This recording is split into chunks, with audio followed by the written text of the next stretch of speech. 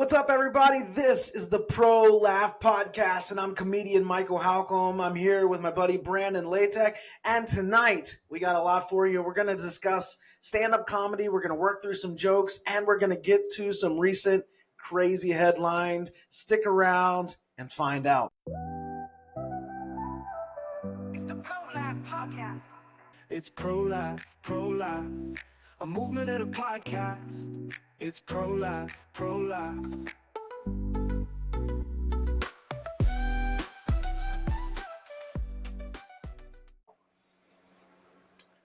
Hey, everybody, I'm Michael Halcomb, and I'm here with Brandon Latek. Brandon, how's it?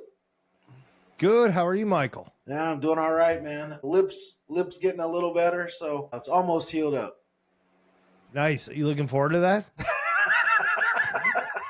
It's like such a stupid question, but it's hilarious. Well, I'm just curious if you're tired of the questions or like what everyone's thinking. Oh, yeah, it's funny. And you know what, dude? I try to beat my strategy has been to beat people to the punch. Because as soon as I start talking to people, they're like dialed into my upper right. So I'm like, I got to tell them the story. But yeah, I should have been just making wild stuff Herpes, beat him to the punch. I should have been making wild stuff up like that all the time, dude.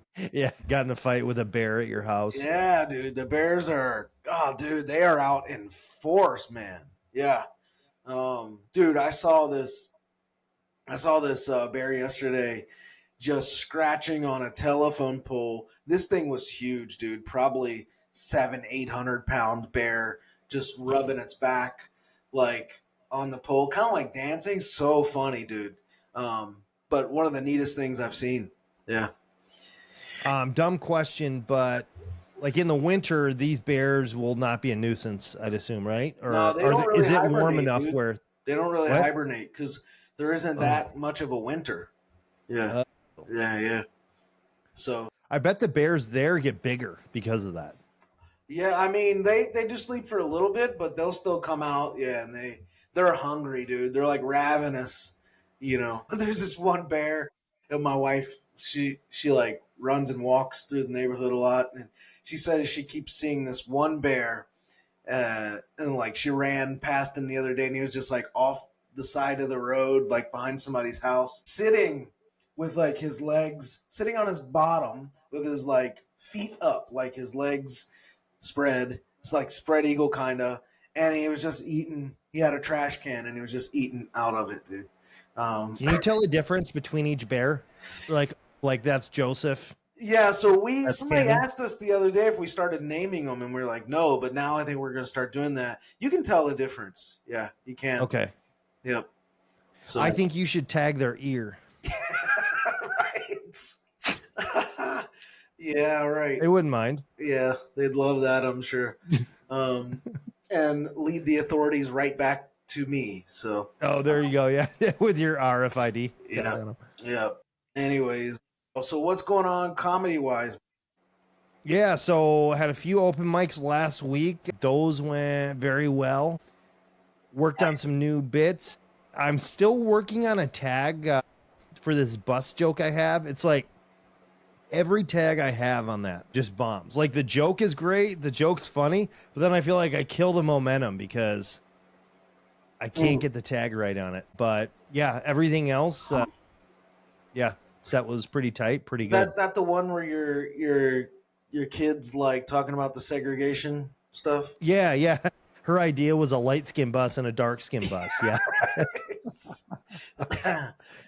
Maybe you don't need to tag it. I mean, so that's interesting. I mean, it might be worth exploring that. Like so are you not creating enough tension and then like not releasing the tension? Are you creating tension and not releasing it?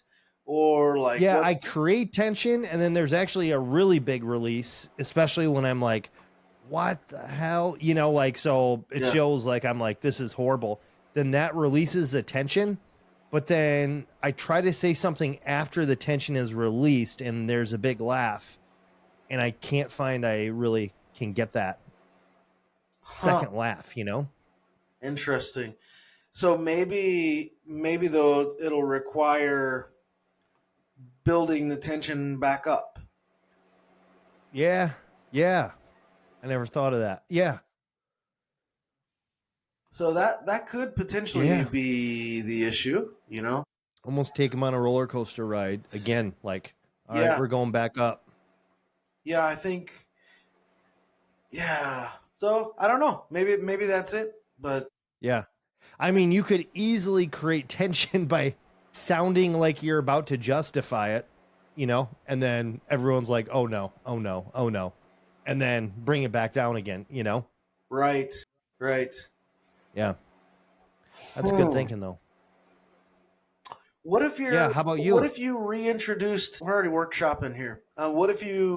What if you reintroduced or introduced a new sort of tension by your other kid saying something? That could be another angle to it, right?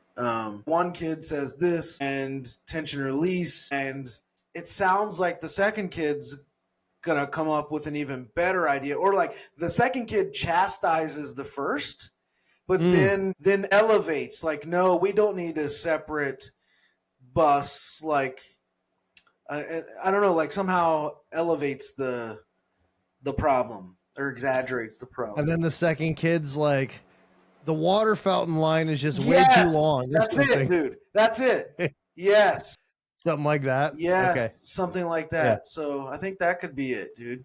Yeah. Okay. And So almost like that kid is like, no, Kinsley, that is such a dumb idea. And then he's like, we got to fix the water fountain line. exactly, yes. I think that could potentially work, and maybe is worth trying. Yeah. Okay. Yeah. That's a good idea. I like that. Yeah. Anyways, Yeah. I So you yeah go you ahead. got some shows coming up, don't Yeah, you? I got shows coming up. I'm still trying to work on those and get the sets ordered, because there are 4 different sets. And yeah, so I have 5 shows coming up in the next 5 weeks, I think it is. And they're all different. I'll be able to use some of the same jokes at the different shows, but different set lengths, as I've talked about in the past. And so I'm not trying to like really book anything else, or even go to open mics right now, because I want to devote what time I do have to working on these jokes. But then I keep getting sidetracked by writing new jokes or whatever. So yeah, it's a process. Yep. So then so when you're saying getting these sets ordered, so getting the bits ordered inside your set. Yeah, that's right. Yeah, building a Okay. set, building each set out. Yep. For Nice. maximum or optimal, success kind of thing. Yeah. Will any of them be the exact same set, do you think, or they'll No. all be a little different? They'll all be different. Yep. Okay, nice. Yep. So I have a 4-minute set, a 15-minute set, a 30-minute set, a 30-minute set, and then the other one's part of a game show. So that's like a 4-minute set as well. So we'll see. Yeah. Those two If you were going to sets, be on the 2 4-minute sets might be the same, but they're weeks apart. Okay. Yeah. If you were ever going to be on a game show, like on TV, what do you think it would be? What would you pick? Oh, dude, the game that I know I would do really well at is Wheel of Fortune. I can crush at that game. Really? You're Yeah. good at Yeah. letters and words? I would totally crush at that game. Yep. Because, like, in the games I like to play, like board games, are like Scrabble and Boggle, like all the word games, and my family refuses to play those with me because I just destroy them every time. So yeah, when I was pastoring in Kentucky, dude, I had this old lady. She played the piano on Sunday mornings, and I would go up to her house like once every few weeks, and we'd play Scrabble and have lunch together. That was like my idea of a great afternoon. Nice. Yeah, so good stuff. I feel like Wheel of Fortune, I would end up going viral, but it would be like I would say, like, I would guess lick my boob, but it would be like lick my book, you know, like one of those things. Right, right. That's Yeah, that'd be yeah. me. I'd probably pick Double Dare. You remember Double Dare? Oh yeah, dude, that was a fun game. I would get hurt. I know for a fact I would get hurt these days trying to do it. Because I get hurt trying to do like the most menial activity, dude. I go out and kick a soccer ball and I come back in like barely walking. So I double dare remember would in be a Michigan, nightmare. you spent a day like on the water. I mean, you could barely move. You were Yeah, like dude. crawling For into the 4 weeks restaurant. I had bruised ribs. Yeah. Yeah. Yeah. Could barely breathe, could barely move. Every movement and sleep just hurt. I couldn't do double dare these days, dude. I couldn't do it. It's fun to like think about, but nah. Yeah. Nice.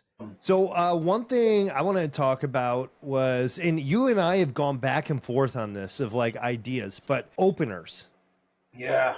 Yeah. like writing openers. Actually, let's cut that part out. Sorry, dude. Social media presence is a new comment. Okay. One thing I want to talk about is like social media presence as a new comic. Okay. I know Yeah. you do great on social media. I've been posting quite a bit on social media. Seems to get a little bit of traction. And it's interesting, the things like, it's almost like comedy. There's some things you think are going to crush and you spend a lot of time on. And there's other dumb things you're like, I'll post it, and it crushes. Right. It's like there it seems to me that there's like no sense to the algorithm on each platform. I mean, so I see these ads of people all the time saying they've like cracked it, get 10,000 followers in 30 days and like those kinds of things. And I'm Yeah. just like it's a sham, dude. Like I don't know. If that's what you're doing is your full-time job, maybe. But I don't have time to just spend 30 days trying to grow, doing nothing but a social media accounts. And the Yeah. other crappy part of this, dude, is that there are so many social media accounts. Like that's the most frustrating thing to me. That there's not like a centralized one, with TikTok and Instagram and Threads and Facebook and YouTube and blogs and all the things, dude. It's so much work. Podcasts, like And they're you all kind of finicky too. So like you have to write the captions a little different, Yep. the thumbnails a little different. Like Yep. they're all weird and finicky a little bit. Yeah. Yeah. It's very Yeah. annoying. And it takes work, dude. You just gotta commit to doing it. So I've seen like good growth. So my first year in Mhm. comedy, I did nothing on social media. My goal was I told myself if I make it through 1 year, then I know I'm gonna stick with it, right? If I give up for it before a year, then it would have been stupid to buy a domain name and start these accounts. So when I hit right around the year mark, I think it was like 2 weeks or something like that. Like I finally launched social media, like a website and social media. So I've been doing that since the end of November, beginning of December last year. Okay. So I'm going on like 9 months of doing a website and social, but I didn't launch all of them or start using them all at once. It's kind of been staggered. LinkedIn, even like, I mean, dude, there's so much crap, dude. Like, Yeah. and yeah. Well, so what are you thinking? Like, what's your angle on the social media stuff? Yeah. I thought like even right when I started, I came from like an ad agency and marketing side of things. So I know how important like that side of things is. And I think it's like, I have an idea of what each platform likes, but I'm still wrong all the time. But like I found that my jokes, my stand-up jokes seem to get the most traction. Mm-hmm. Memes on TikTok seem to get more traction. But then on Instagram, it's more of like my followers rather than just the general public, you know?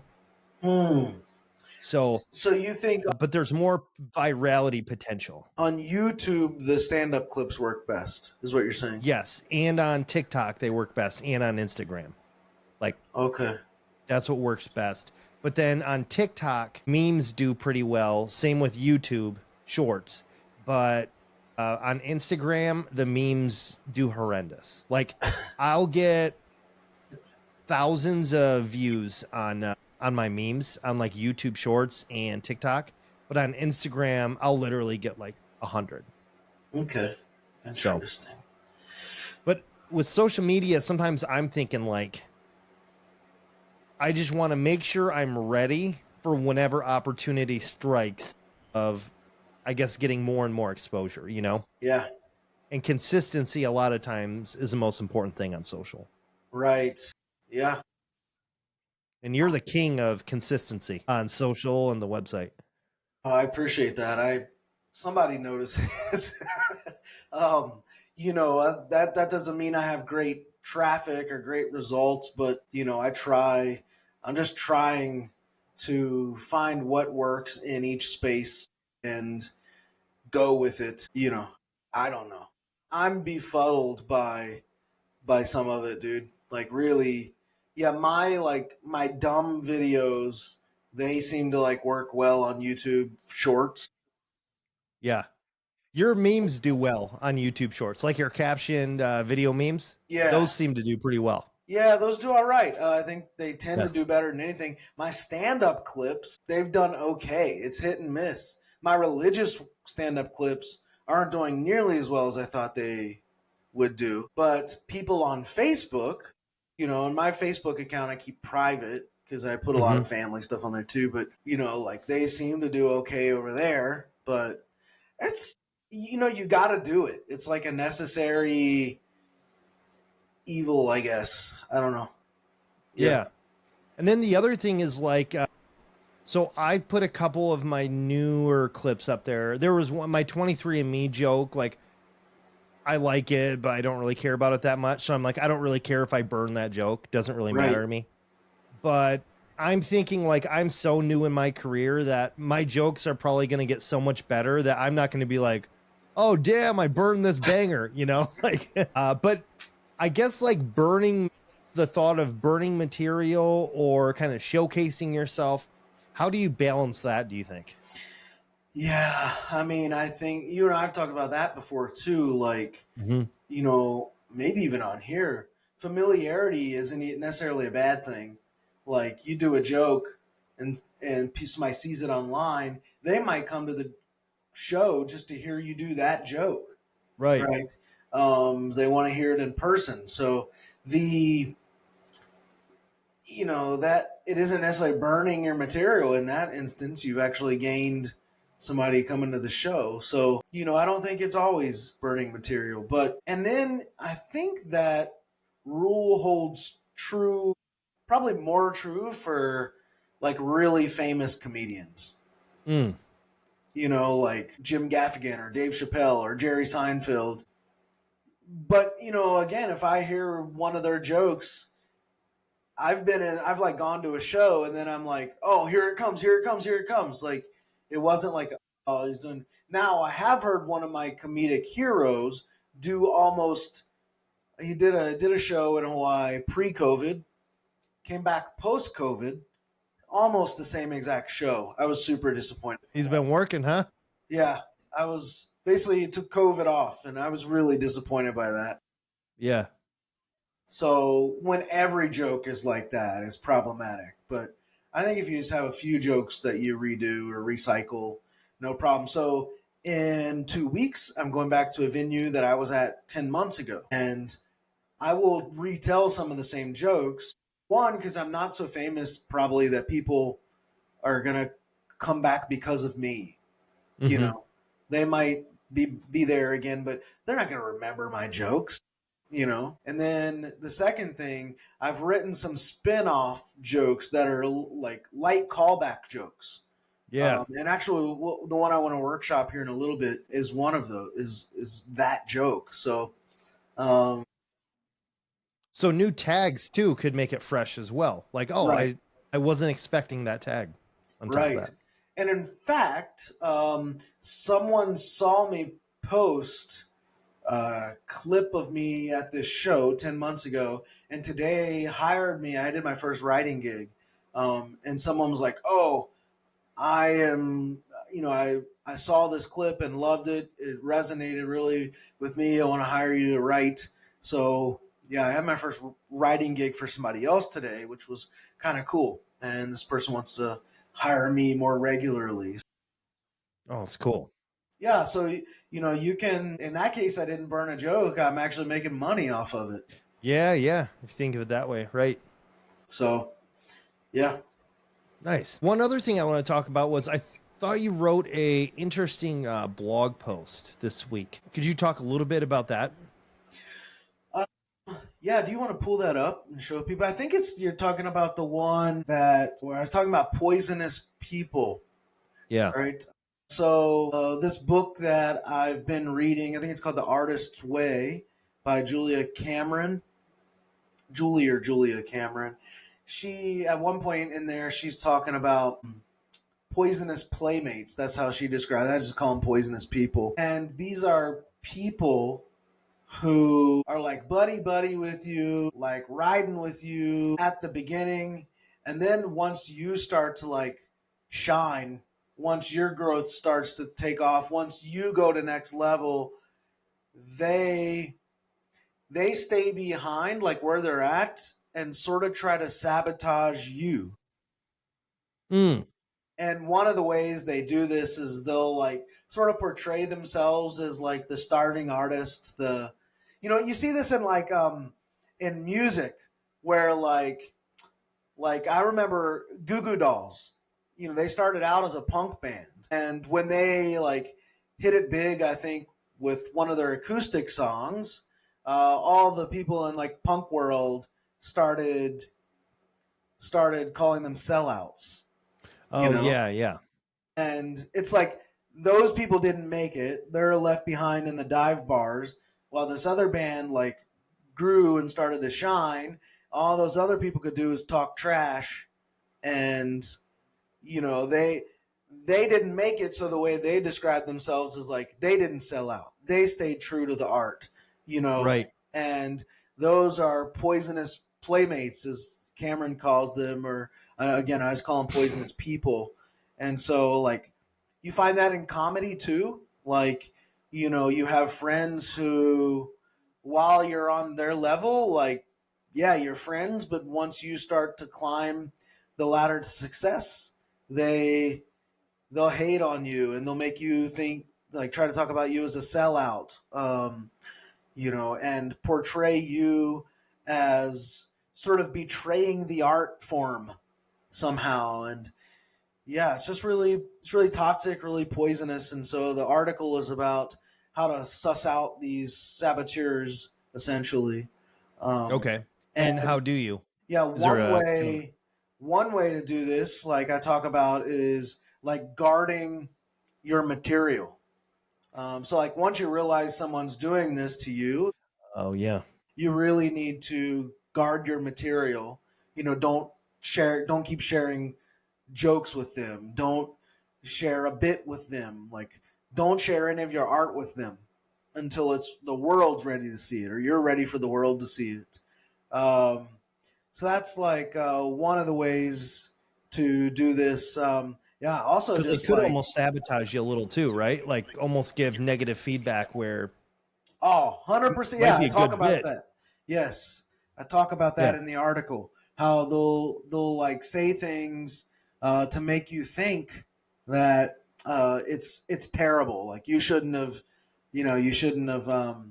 done that or written it this way. And so they kind of like have these poisonous people. They have like artistic paralysis. And what happens, dude, is that your growth or your progress exposes their paralysis. That's the way I describe it in the article. Mm. And And you make it know, insecure about that, probably. yeah. So you start asking yourself after they're trash talking, "Am I good enough? Like, Mm. is this good enough? Am I really?" They'll say things like, "Dude, you're being selfish. You don't come around anymore." Like all that kind of stuff, and make you feel like you, yeah, somehow gave up on them, or again sold out. And so I just think it's like a really warped way of relating to people. And like my mindset is like I I would rather like as many people grow as possible. That's why like on my other podcast, I Mm-hmm. have comedians from all walks of life and all over the world on there. Like I sit down and talk with them, and it's like, all right, I'm going to help you the little bit that I can. I'll use my platforms to help you grow. Like I'll introduce you to my people. Mm-hmm. And yeah, so I'm not like a hater like that. Like if you're a bit newer to comedy than I am, but if you take off, I'm not going to be like hating on you for that. I'm going to try to like celebrate your success and um you know uh not be like calling you names and say you're a sellout and blah blah blah blah blah. Yeah. Yeah. And it's really more than a comedy thing. It's almost a life thing too, you know? Like Yeah. every facet of your life, you'll kind of run into that if you have any success whatsoever. Yeah, exactly. People are just jealous, dude. Like people say things all the time like must be nice, you know. Um, must be nice to have this or must be nice to have that. Oh, you sure are blessed or like they'll say things to make it seem like luck just fell into my lap when the reality is I work my butt off, dude. Are you just like, dude, I grew up in a trailer park. What are you talking Exactly, about? dude. Exactly. Percent, you know. So you gotta safeguard your art, but also your inner artist. That's one of the things I talk about here, and just like you would a newborn, really. Mm, Um, and I think that's really important. yeah, that's cool. Yeah, thanks for sharing that. I thought it was a good article. Thanks, man. Michael Halcomb Live. You can find those articles. That's part of a sub series I have going called Comedy Mind Hacks, and it's all sort of about like getting in a good psychological or a good headspace for stand up comedians, but really just anybody in general. How do you Okay. keep yourself in a good headspace? Maybe you should come up with like a lip calendar. So like it's pictures of you with that lip, and then every month it's just different poses. I'm just going to keep messing it up so that it just stays like this and it becomes like a trademark, you know? There you go. The- Hey, we've got a setup like a intro every single time. Like you get on stage. Man. Yeah. So yeah, speaking of intro, you want to work on some jokes? Yeah, man. What do you got? You go first. Okay. So I want to work on some openers because you and I have talked. Sometimes those are like the hardest things to write for whatever reason. Yeah. I have I got my nipples one that's like a decent opener, but I sometimes I want one that's a little like it's talking about the room so people know like I'm in the room and I'm a real human. Like I've been in there with you the entire time, you know? Right. So to kind of connect each other. Yeah. So last time it was pretty cool. I walked up to the host played Gangster's Paradise, which was awesome. Nice. But then I walked up there and then I just said, thank God. Usually they make me walk up to like a virgin. And so that did halfway decent. My backup song is I'm a Loser Baby. There we go. So yeah, thinking of other like that'd be an easy low hanging fruit. Like what would be your backup song? Or like the Village People, like Okay, yeah. in the Navy, something like that. Yeah. So I think that's a good opener, and I think they're tough to come up with, but yeah, you just got to be super observant, Yeah. observant. Yeah. So that's kind of what I wanted to talk about. Like, what are things you should be looking at in the room? Obviously, if somebody says something before you or the host says something before you, you can be thinking of like a callback onto that to jump on those was it pigtails or coattails? Yeah, coattails.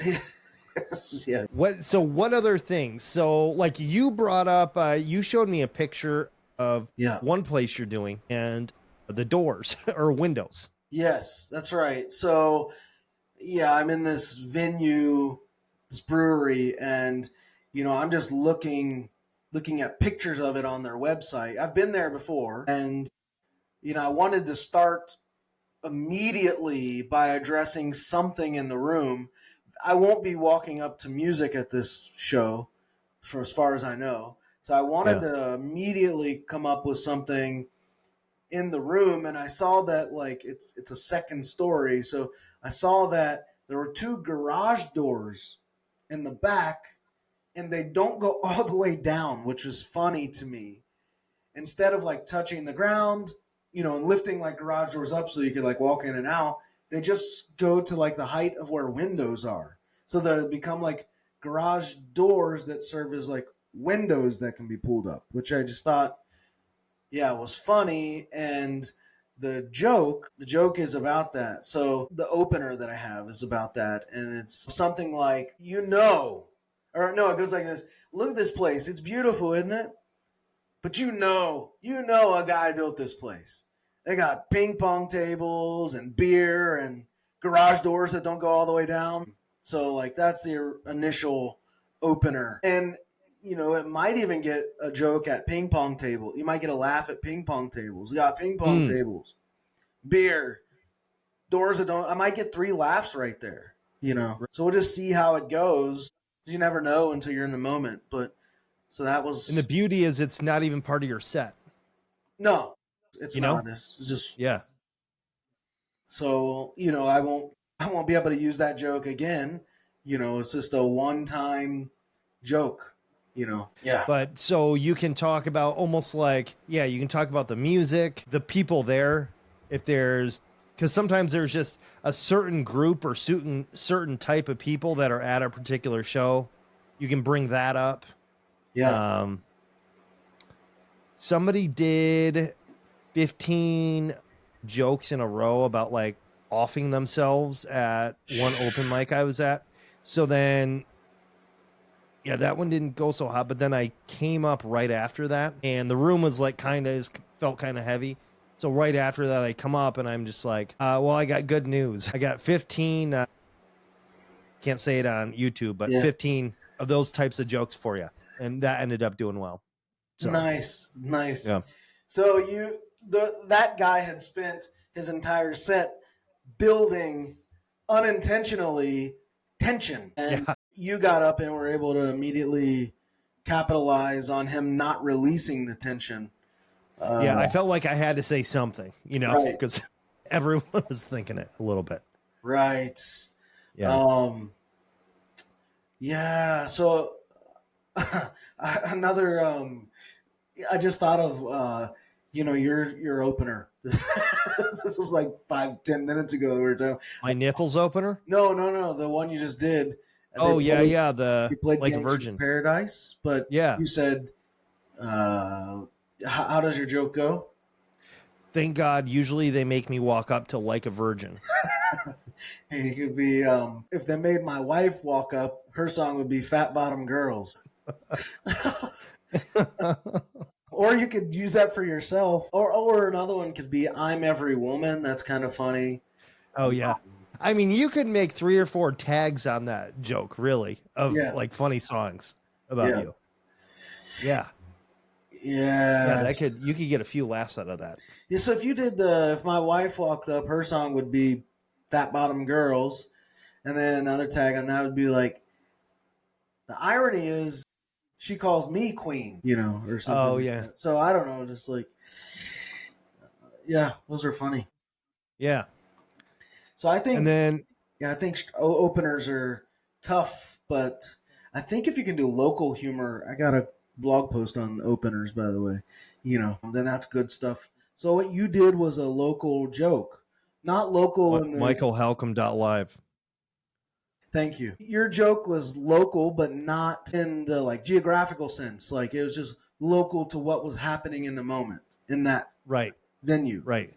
That's what I mean really by local humor. Although it could be geographical, So Yeah, I have a joke that I'm working on, and it's Yeah, let's do for it. this show, and it's in South Carolina. So last time I was there, well, I'll just tell the joke. This killed. It slayed last time I was there because this was happening. So a few minutes into the set, or just like a minute into the set, the joke is like, so South Carolina doing all right these days?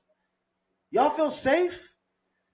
I got a little nervous about coming back because last time I was here, 43 fugitive monkeys were on the run, which is just like a funny line. I know that'll get a laugh. I think it'll get a laugh because last time I told the fugitive monkey jokes, it killed, right? And that's a true story. These 43 monkeys escaped a science lab and were on the run. And all over the news, they were dubbed fugitive monkeys, which is I just, love that its position is. You didn't even think of that. I The did, Fugitive Monkeys. I did. They said it. Oh, that's They so said funny. it. Yeah, fugitive monkey. So they like handed me that punchline on a platter, dude. Yeah.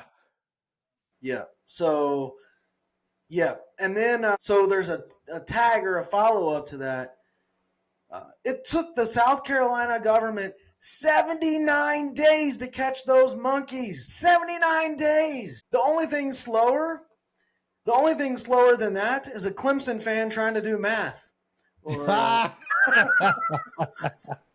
Where was this at in South Carolina? so this is in Greenwood area. Yeah. Greenwood area. Is that closer to Clemson or? It's about an hour and a half. So the other, what I might change it to is the only thing slower than that is a Georgia Bulldogs fan trying to do math because they like Yeah, there you go. they hate, yeah, they hate the Bulldogs. Yeah, so you would also have like USC fans and Clemson fans on your side. That's On right. that. Yeah, yeah. So that's the alternative I have.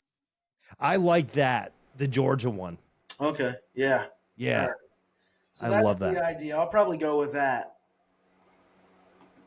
Yeah. Yeah, that's so funny. So But what are we looking for? Some tags here? Because I we can. like it's a good joke. We don't have to. I mean, we can if you can come up with anything to punch it up. So I'll just do the joke one more time. Is South Carolina doing Yeah. all right these days? Y'all feeling safe? I gotta admit, I was a little nervous about coming back here because last time I was here, 43 fugitive monkeys were on the run.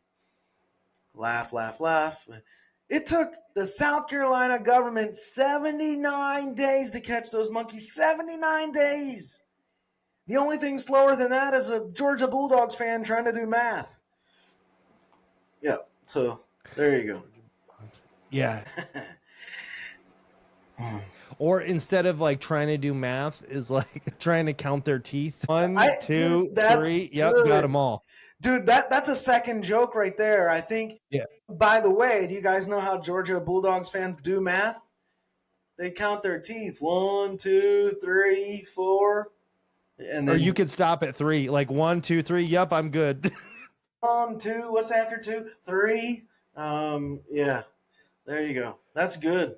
I think that'll work. And you could do a little act out like 1 and then 2 and then 3. So like implying there's like tons of gaps. Right. Yeah. Right. Y'all know how, let me write that down. Y'all know how Georgia Bulldogs fans do math? Yeah. Count teeth. So 1, 2, what comes after 2? That'll get a laugh, I think. What comes after 2? 3. I think that'll work. It's a good little joke. Cool. Got a few more laughs out of it then. Yeah, that's a funny joke. I like that. It's fun to like call back to something, that old too. I mean, the Bulldogs thing is just the added tag on it, but it's fun to call back to the fugitive monkeys. And it's not like that thing happens once in your lifetime, So Right. everyone's still going to remember it. Exactly. Yep. Yeah. 79 days, bro. Like that's funny to me that it took the government 79 days. They didn't catch the monkeys until like end of January of 2025 or February, something like that. Were they in a group or like were they all spread out? Yeah, I think they were largely in a group, but might have been a little spread out. This is What the were they whole doing? scenario is funny, dude. I had, I think, in the first show that I did there, I had 8 jokes about that, and they all hit. So that was Oh, really funny. fun. They like, I bet monkeys they don't look that like strong, but I bet those things are so strong Right, compared to a human. You know? right. So, anyways, that's good. I like those tags. I like that Yeah. follow up there. That's good. Okay, so you want to talk about some current events and news? Yeah, man. Let's do it. What do you All got? right.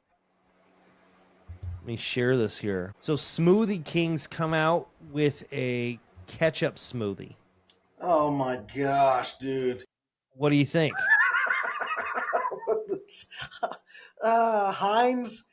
Heinz times Smoothie King, right? Heinz times Smoothie King ketchup, dude.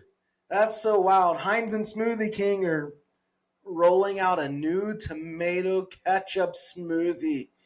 Do you like ketchup? In related news, Heinz and Smoothie King are expected to go out of business. Like Yeah. it's terrible. That's like your last straw. You're like, all right, let's try Oh, ketchup. dude, you can't even drink that through a straw. That's terrible. Like chunks of tomato. Like, doesn't Smoothie King talk about like, oh, we have fresh food, whatever, but now you've got like some kids squeezing tomato. That's funny. Yeah. Dude, Uh, I think the only thing that could make drinking this tomato ketchup smoothie worse is drinking this tomato ketchup smoothie at a WNBA game. Um, why seeing stuff fly on the court or what? no, just because they're both terrible. Oh my gosh. Yeah, dude, that's nasty. Like, I love biscuits and gravy. Do you like biscuits and gravy? No. No, I don't like the texture of the gravy. Oh, It's like too dude, thick. sausage gravy. It's such a good Southern food. But I remember when what was it? Lay's, the potato chip company, tried to. They made biscuits and gravy chips. Biscuits How and were gravy, they? nasty, dude. The most disgusting thing. Like so gross. But that's what this is gonna be like. This is just a terrible idea, dude. This is just pretty much got to taste like tomato juice. I'm guessing. You think? Yeah. Oh gosh. Yeah, that does seem right. It's just gonna taste like tomato juice. That's gross, Yeah. dude. But like all the vegans and whatnot, they're gonna like go crazy over it. Yeah, I feel like this would be absolutely and like just mentally thinking you're drinking ketchup would be gross. I You know, know? dude. Yeah. You know how Even if people it was tomato juice. man, I don't know. I think it's just uh yeah, it's disgusting. And at least like tomatoes, it's like fresh. This I think like ketchup has a lot of like sugar and high fructose corn syrup in it, you know? So it's Right. not even like Right. healthy. Yeah. It's like a fat person's version of vegetables. It'd be a good prank to play on your kids though, right? They think they're getting a cherry smoothie or something. Oh my goodness, yeah. Yeah. All right, It's really next gross. thing. I mean, they're kind of giving V8 a run for their money, right? Yeah, that's what it. Yeah, why wouldn't you do a V8 one if you're going to do anything? Dude, next thing you know, they're gonna be coming out with a McRib smoothie. It's so gross. My goodness.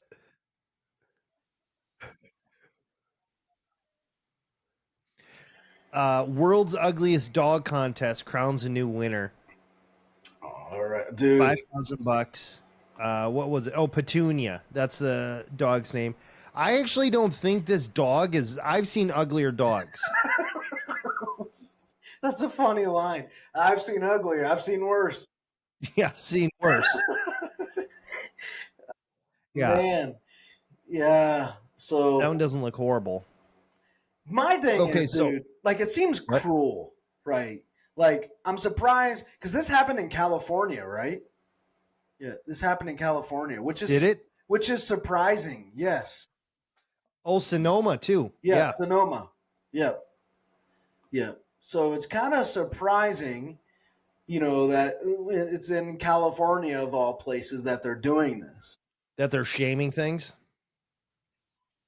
Yeah, I mean, that body they shaming. even, they're so politically correct. So to Yeah. say ugliest, world's ugliest is kind of surprising to me, right?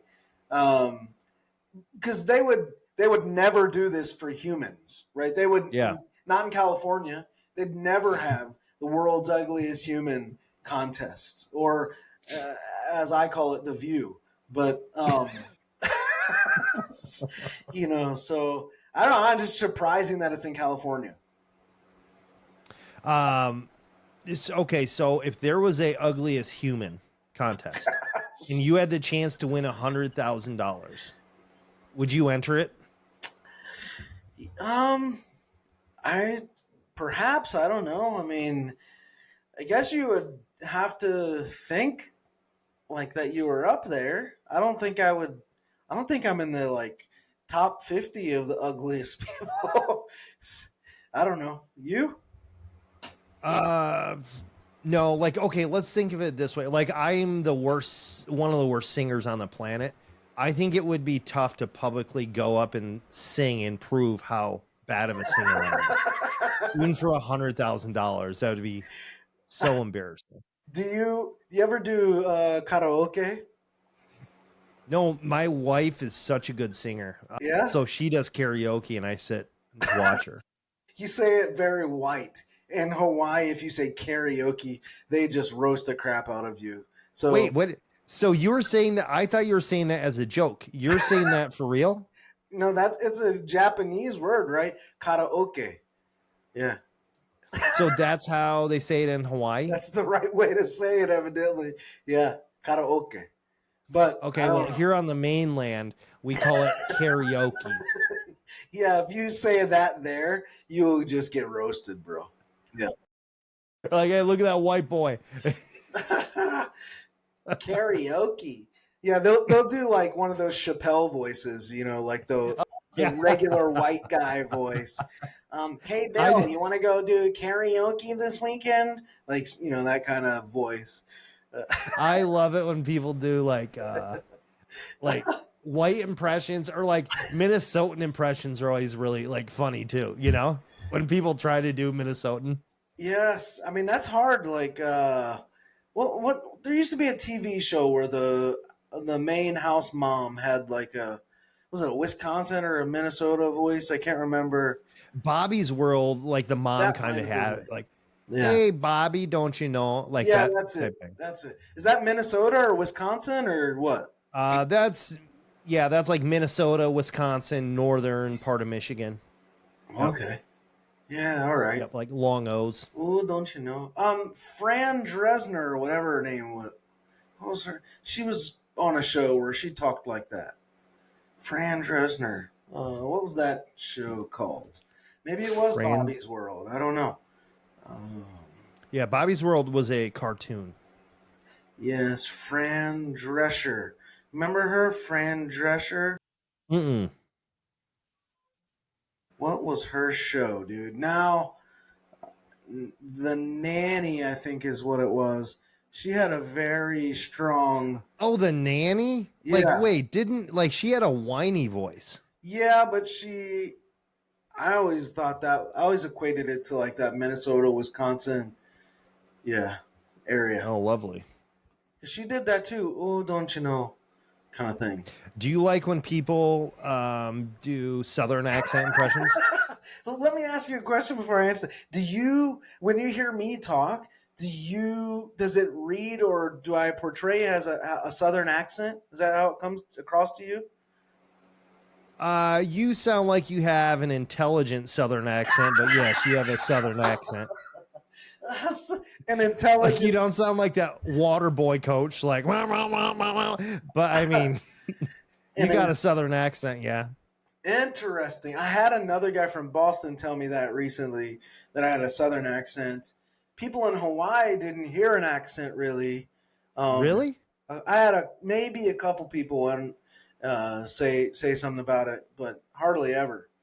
Like So when you say when you say interesting, you go interesting. Like you elongate it like it's a rubber band. So I think that's where it sounds that southern. drives my wife crazy how I say the word interesting.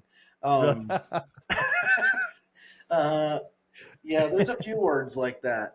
But she has some too. I can't think of the words off the top of my head, but she has a few Michigan-based words that she's.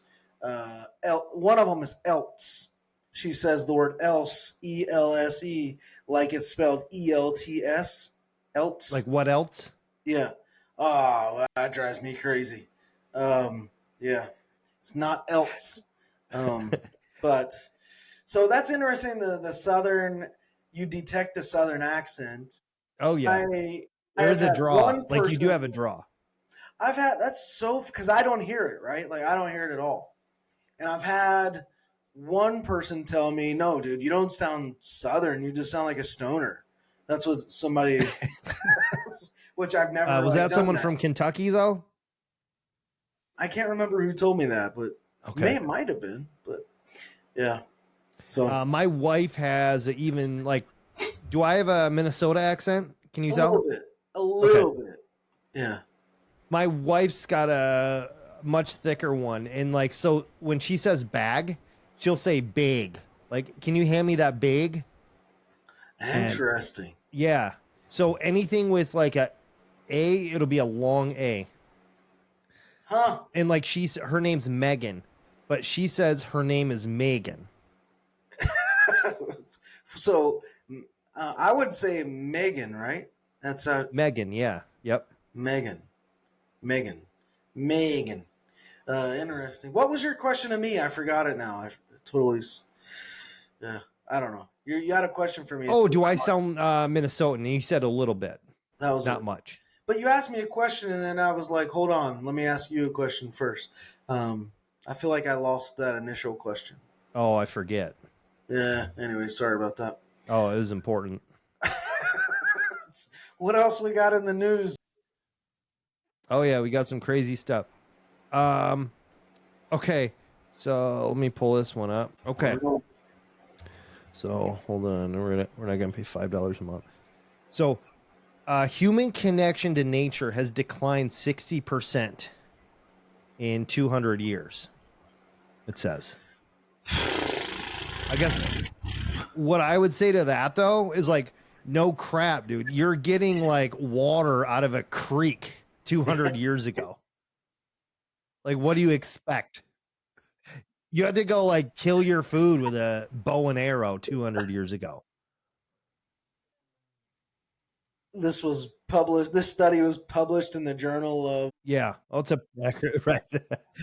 That, that's the second red flag I've seen so far in that paragraph. Suspect arrested after shooting at Texas Target. It's like bullseye. Just target practice. So the thing about this article, dude, in the third paragraph, Mm-hmm. like they call him a professor of nature connectedness, is hilarious to me. Just like, what the heck is that, dude? A professor of nature connectedness. And there's going to be no bias in that whatsoever, ever, is there? Like, Right. if I want a job, I'm going to have to say there's a problem, you know? Yeah, exactly, dude. So, I mean, I'm going to write a follow up article of this titled Since the Night. Since the 1900s, universities have declined by creating positions like professor of nature connectedness. It's ridiculous, dude. Yeah. And So, yeah, I love how they qualify. He's a professor of nature connectedness at the University of Derby. Here's the qualification: who accurately tracks the loss of nature. Yeah, right. How can you track the loss of nature from people's lives? Like that's just crazy. over Like 220 years, too. Like, you weren't even right. alive the whole time.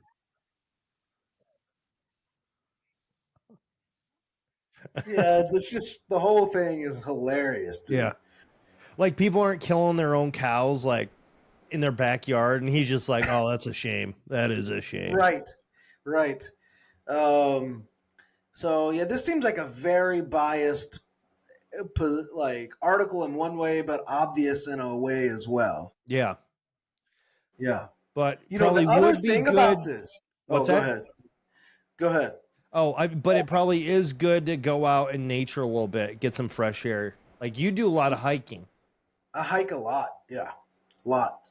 Um, and I wanted to say about this too. The other thing, since the 1800s, that's crazy to me because it wasn't until like the 1800s or what 19 early 1900s that like life expectancy pretty much doubled, right? That's so true. So yeah, these people are like 35 years old. They didn't have enough time to go out and like, yeah, Exactly, play video dude. games or whatever. Yeah. Exactly. They were just surviving, Yeah. those 35 years of life. Now people are like getting to 100 and 120, dude. So, yeah. I don't Could know. you imagine like 1810 or something? Dad gets home from a coal mine like at 8:30 p.m. and kids like, "Hey, want to play a game?" Like, shut up. Yeah, right.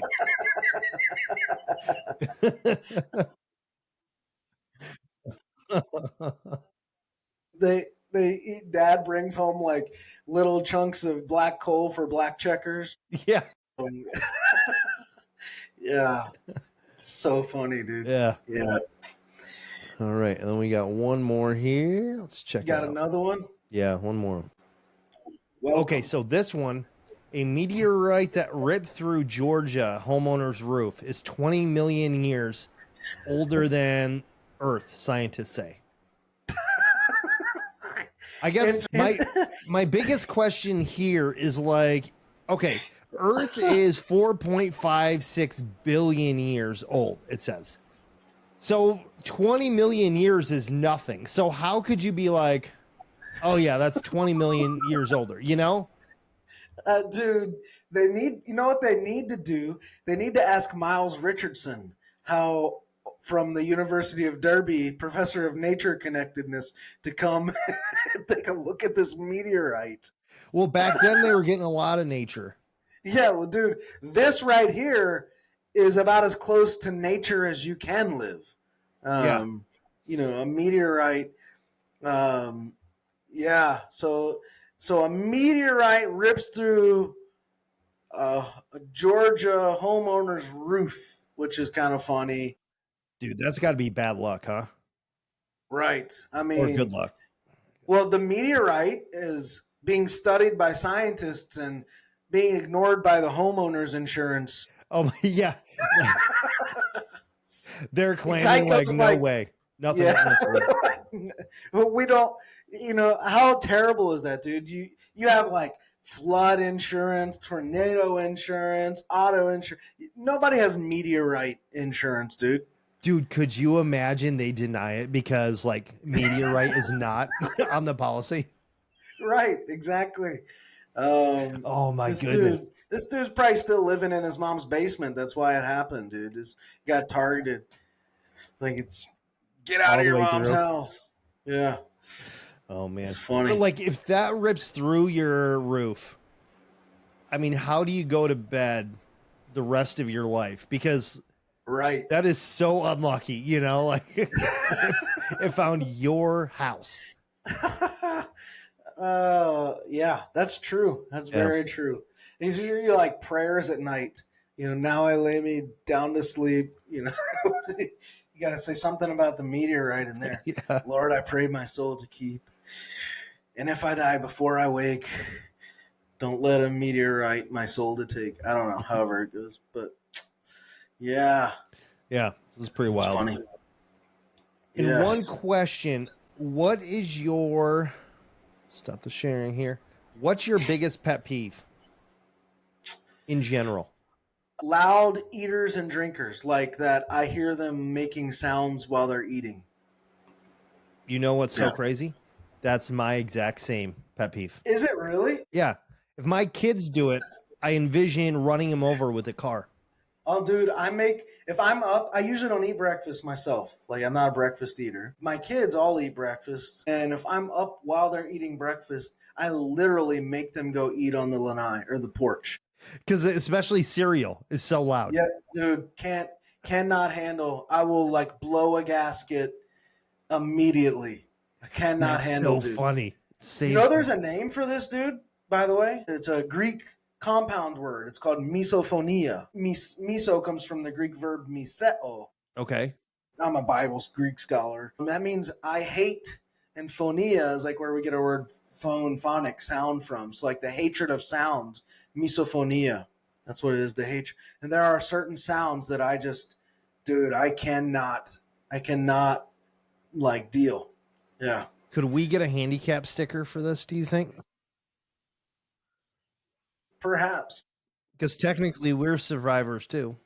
Right. Yeah, that's the worst, dude. I cannot handle hearing people eat. Yeah. Like, you know what I also hate, dude? Like, even if it's not the like slurping or chewing, I hate, dude, hearing people clank their spoons on like bowls, like ceramic bowls and stuff like that. I hate that too. I actually ask my wife if she's the one doing dishes. I'll ask her to give me like a 5-minute heads up so I can go in a different room because of that same thing. Dude, that's wild that we like both have that. The same thing. Yeah. So funny, dude. Yeah. And my son will like eating like pretzels or chips, and he'll be sitting by me, and oh my gosh. Dude. Yeah. Like it's like nails on a chalkboard, kind of. It is, dude. Croutons are the worst. Like the hard croutons. Dude, I have no tolerance, dude. Like, yeah, I will if it comes down to like, yeah, I will exit the situation. Like, Yeah. I will leave the premises. They just can't. It's hard to even concentrate, isn't it? Like when that's going on. It's all you hear. really terrible. Yeah. My wife sounds like when she eats anything, it sounds like there's a microphone in her mouth somehow. Like, how are you that damn loud?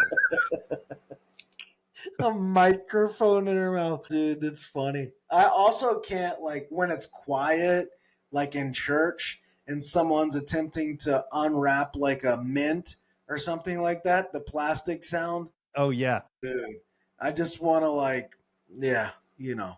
It's almost just like hurry up and do it as opposed to. Exactly. Yeah. You're dragging it out. Just like get it done, dude. It takes like 2 seconds if you just get it done. No one will care. Sit there, do it quick. sit there and drag it out by trying to be quiet. You're making it a million times worse, dude. And it's it's no quieter, you know? It isn't, dude, at all. Yeah. Misophonia, man. It's a real thing, dude. And yeah, you ask my kids, dude, what my pet peeve is, that's what they'll tell you, dude. But it's a thing, and it's described as, I just Googled it, misophonia is a condition where specific sounds trigger strong negative emotions like anger, disgust, or anxiety. These sounds, often repetitive or oral in nature, like chewing, breathing, or keyboard typing. That's another one, dude. I don't like listening to hearing people type. Especially when it's quiet and it's just the type thing. So they're called triggers, and they cause significant distress and impact daily life.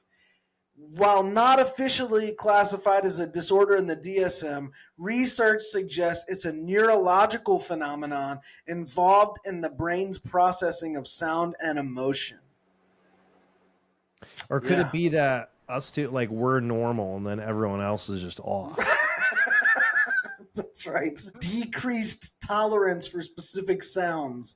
Yeah. Have you heard of ASMR or something where people get on a microphone? Dude, cannot handle. Man, dude. Yeah. I guess some people like that. Yeah. I can't do it. Man, if I was held hostage and they showed me one of those videos, within 5 seconds, I'm giving up all the secrets, you know? Whatever you want to know, I'm telling you. I don't want to see like some lady bite a freaking cherry, you know? Yeah, it's so true. Yeah, Harvard Health put out an article about this misophonia when sounds really do make you crazy. Listen, this is hilarious how they start this. The first sentence. You hear I can't even read it without laughing. It's how it starts. It goes, you hear your spouse breathing nearby and you instantly get angry. That's the first sentence.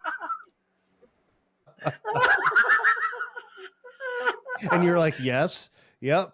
Dude. Oh, here's the second sentence. Your 6-year-old yawns and it triggers a fight or flight reaction in you. I'm not that bad on yawning. Are you?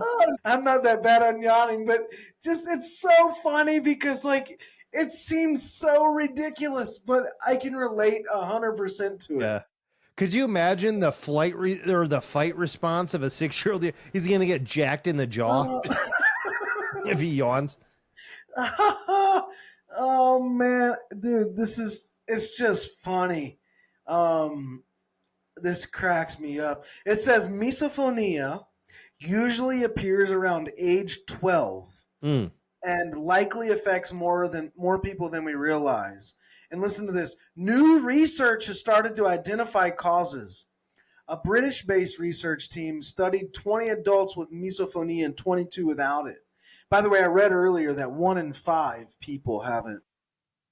Okay, 20%. Anyways, they all rated the unpleasantness of different sounds, eating, breathing, babies crying, people screaming, rain, and so on and so forth. And as expected, persons with misophonia rated the trigger sounds of eating and breathing as highly disturbing, while those without it did not. Both groups rated the unpleasantness of babies crying and people screaming the same. They were neutral. I'd rather have a baby cry than hear someone eat. Yeah, it said this confirmed that the misophonic persons were far more affected by specific trigger sounds, but don't differ much from others regarding other types of sounds. Yeah, dude. So this is so funny. They're starting to develop misophonia clinics throughout the U.S. And treatments. They have treatments like auditory distraction. So that's like white noise, headphones. You see people with like autism and stuff wearing those headphones, right? Dude, I think we are one step away from that. It sounds like. Oh, I mean, white noise too, though. My wife has a fan, a white noise, and she keeps a window open. Yeah. Oh my goodness. Dude, I sleep. I have a fan. I crank that thing on high. It's like inches from my face, you know, at night. Can you handle like that feeling on your face constantly? I gotta have it. I can't sleep without it. Wow.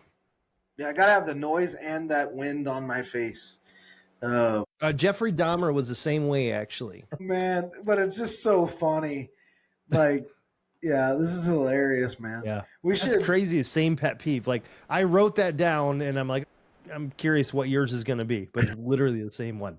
Yeah, it's really funny because it's a form of sensory overload is what they call it. Like it's being over. Here's an article on reframingautism.org.au. Navigating misophonia in daily life, and it's got the first pictures of a guy wearing headphones, an adult guy. Dude, sounds like we got to go to Vegas and play blackjack, huh? We'll clean up, man. Yeah, it's crazy. It's crazy. So it's funny. I need to make some jokes about this. We should do some sketches on this or something, dude. It's funny. Yeah. ASMR sketches. Yeah, dude. We should do something like where you're just I might do a sketch about this where I have my son just eating cereal and then like I lose it, you know, or like yeah, so that's funny to think about how that would work. Yeah. But yeah. Cool. Because I think a lot of people can relate to it, honestly. But at least 20% of the people, and then so that affects 20% other people at least because they're complaining to them, you know? Right. Yeah, man. Well, Good So stuff. yeah, that was it. That was a good podcast. Yeah, good stuff. Thanks everybody for watching or listening. Please subscribe to the channel. We're still low on numbers. We're just getting started. We'd appreciate that. Any likes, comments, reshares, subscribes, all that really, really helps, and we're grateful. Yeah, so check out, it's Brando Comedy, right? Yep, BrandoComedy.com. brandocomedy.com. Yeah, check out brandocomedy.com. You can follow Brando Comedy's socials and the shows coming up. They're all right there. And then after you've done that, head over to michaelhalcom.live and subscribe there to engage. I try to post daily. Yeah, but do a good podcast. Thanks everybody for watching, listening. We're going to stop there and say we hope that helps. It's the Pro Life Podcast. It's pro-life, pro-life. A movement and a podcast. It's pro-life, pro-life.